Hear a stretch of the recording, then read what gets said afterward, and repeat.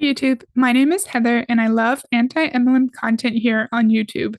Today, I'm super excited for us to watch a quick video from a top genius leader named Rakan Khalifa, who's going to tell us 3 tips for a 7-figure income in network marketing.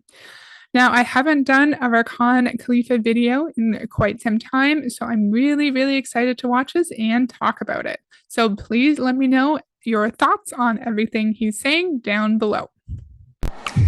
If you're going to compare anything at all, you gotta compare who you are right now and who you are capable of becoming.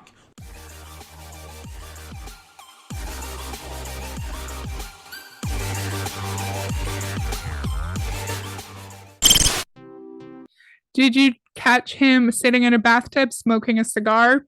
I remember last time, I think I did a stream on one of his videos, and I said, can you imagine planning that? So he's sitting there with his videographer in the bathtub.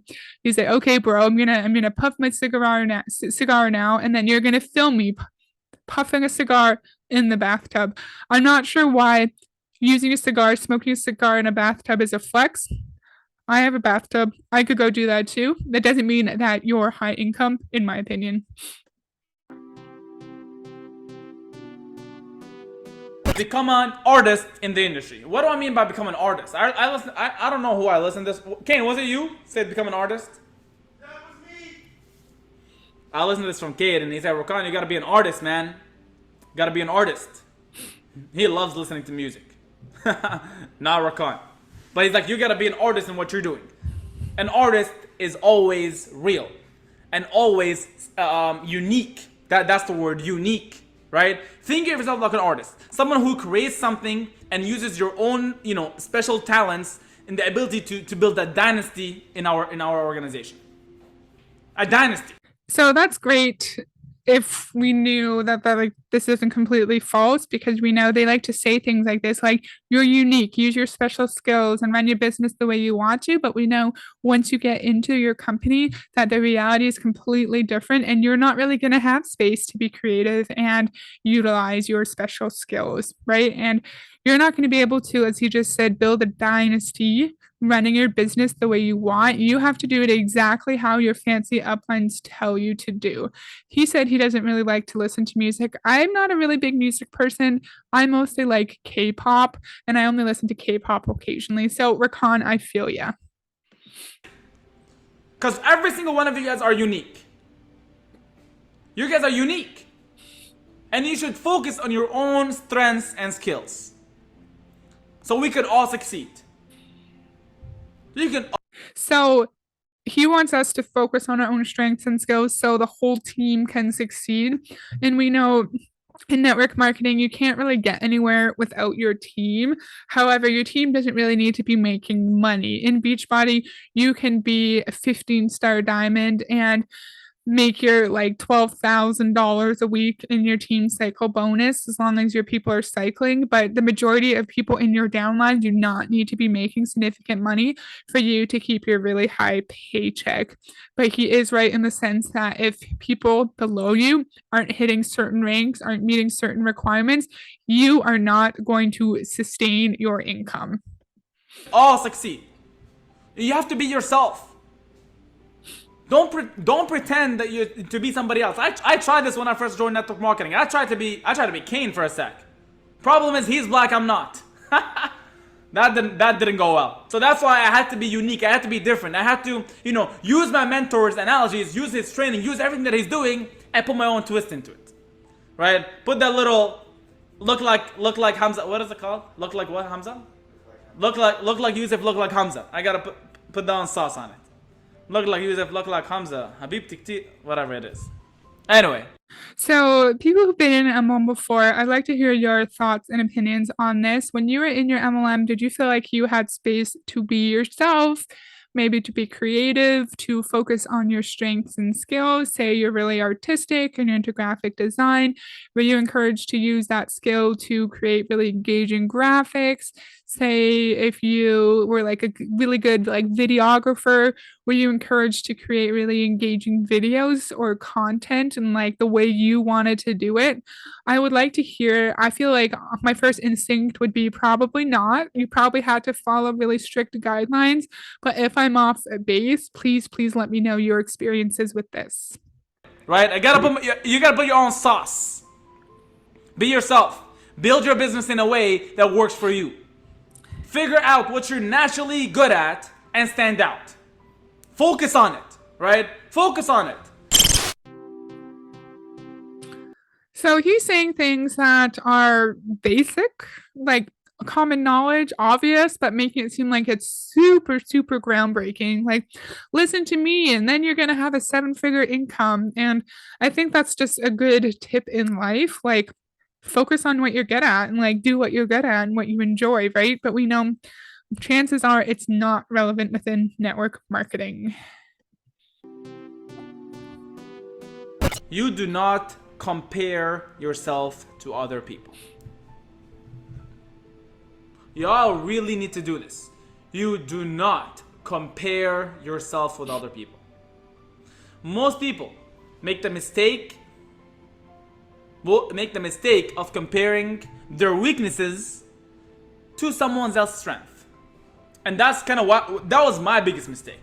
I was just comparing myself with everybody. I'm like, damn, that guy can speak good. Damn, he has no accent. Damn, he's good. Damn, he can recruit. Damn, he was doing it. Damn, he's a good marketer.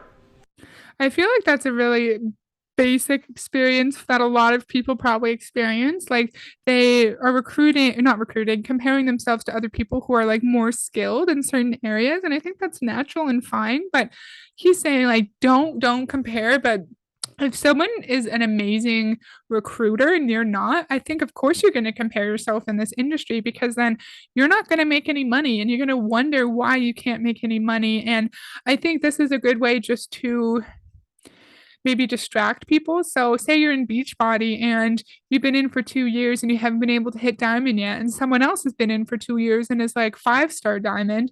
I think it's totally fair and natural to sit there and question, like, why did this person find such quick success and I can't even get to diamond yet? What's wrong with me? What am I doing wrong? And also, I think it's fine to compare yourself if, like, you think you've been lied to, right? Like, oh, look at this person. She's only been in for a year and she's at this level. You can do it too. And you were told that. And then you're in for a year and you're nowhere near that other person because you were lied to. You were told it was going to be easy and that you would be able to duplicate that other person's success, and it didn't happen. Damn, he's like flawless on social media. Just damn. Whoever that is was good. Right? But the problem is I was comparing my weaknesses. These are my weaknesses. I wasn't good at that. I wasn't good on social media. I wasn't good public speaking. I just was not good. You guys are seeing a final product. You guys are seeing a 3-year final product. The big mistake in life is comparing yourself to somebody. Everyone is different. If you're going to compare anything at all, you gotta compare who you are right now and who you are capable of becoming. Who you are right now and your last year self. You can ask anybody right here from the call. I am a whole different person every single year. Every single year. I'm new. Brand new. Brand new. And it's key, right? Because that's true. Everyone changes so much year to year. Like Rakan just said, I was completely different a year ago, and I'm going to be completely different a year from now. And it's interesting that he said that because we hear people in MLMs go on and on about how much they change, and it's only because of the MLM. And it's not just because everyone changes all the time. And every experience you have, good or bad, is going to change how you interact with the world and how you see the world. So it's interesting that he just acknowledged that we all change a lot all the time, right? And I think it was the last Savvy video I did. She was talking about how she matured so much and became a really confident woman in the last 2 years because of Savvy.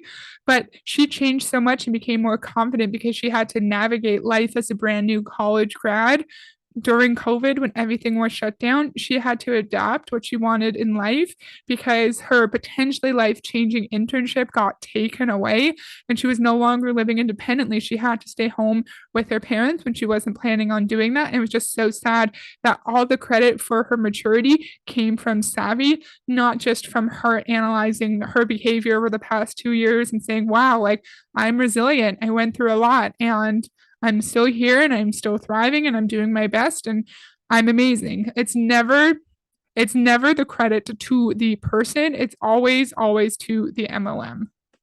Because what you guys are seeing is a finished product, and what you're not seeing is the tribulations. What you're not seeing is the heartbreaks. What you're not seeing is people leaving me. What you're not seeing is people bashing me. What you're not seeing is all the things that I had to figure out or go through to get to where I am right now. You guys just are not seeing this, right? I need y'all to really understand. This is probably the most important key. So that's another thought of like people who are at the top of the MLM companies. Well, they struggled just like you. They lost rank. People left them. People were mean to them. People, their loved ones ignored them, but they overcame all of those obstacles. And now look where they are. They're so successful. So that's a really, really common narrative. And they always say, don't assume everyone's perfect because the top Beachbody coaches also started from 0 followers, also had to overcome objections, and look where they are now. So we're on the third tip. When you're good at what you do, people will ask you to sponsor them. We already know that's false because attraction marketing only works if you already have a big following. It's not going to work if you have 100 Instagram followers. When you're good at what you do, people will ask for you to sponsor them. False, Rakan, false. When you are good at what you do, I promise you, I guarantee you, they will ask you to sponsor them. I'm not saying I don't talk to people. I'm just saying I have it easier having leaders join me. We just had 2 to 3 top leaders from the Middle East join us yesterday or 2 days ago. That's because you're at the top of the company and you probably have a huge Instagram following and people know you and you're a well-known figure in network marketing because you're friends with Jesse Lee Ward. You have more credibility in this industry because you are well-known, and that's why it's easier for you to recruit people. If Joe down the street were to join iGenius today with you, he's not going to have the same experience. Why? Because they see I'm consistent. I'm doing the work that I'm saying I'm doing. I'm actually helping my team. I'm actually in the field. I'm actually being a leader of what I'm calling myself at. Right? If you're not playing the social media game, I don't know what you're doing. If you are new, do not overthink it. Start with 1 picture a week, 1 video a week, something a week. Right? Leverage, pay, learn. I learned everything on YouTube. I literally learned editing on YouTube. On a free software that came on my computer. I paid no money whatsoever.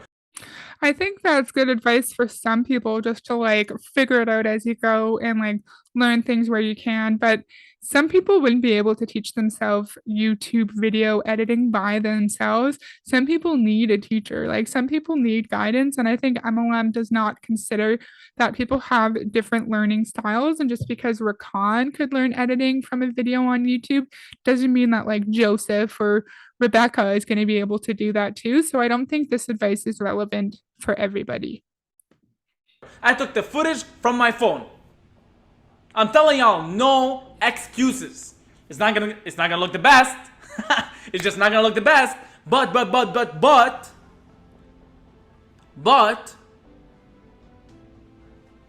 I learned how to be good.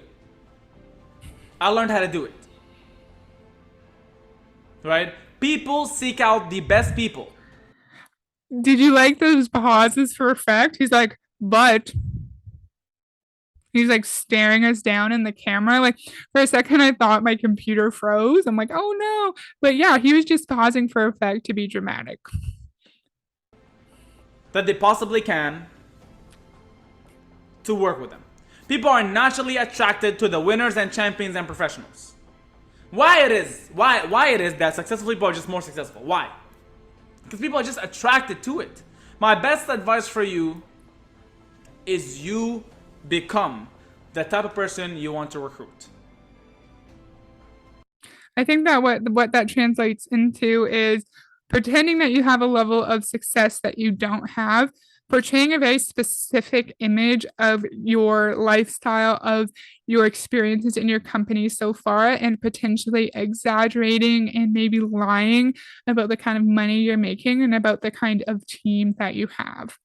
So that's all I have for today. I would love to hear your thoughts on these three very general, basic, bland tips on creating a 7-figure income.